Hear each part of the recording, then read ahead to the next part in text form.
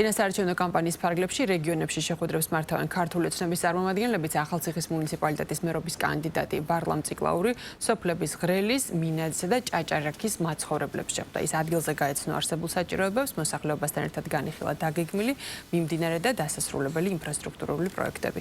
აღინიშნა, რომ ბოლო პერიოდში მნიშვნელოვანი სამუშაოები განხორციელდა მინაძის ადმინისტრაციულ ერთეულში აშენდა 2 ახალი საჯარო სკოლა, რეაბილიტაცია ჩაუტარდა საავტომობილო გზებს და მოეწყო მინი მოედნები და სკვერები. ძალიან საინტერესო და ნაყოფიერი საუბარი გქონდა, ვისაუბრეთ განხორციელებულ პროექტებზე ბოლო წლების განმავლობაში. ძალიან მნიშვნელოვანი ინფრასტრუქტურული პროექტები განხორციელდა ამ სოფლებში, მოეწყო სკვერები, საბავშვო ბაღები, სკოლები.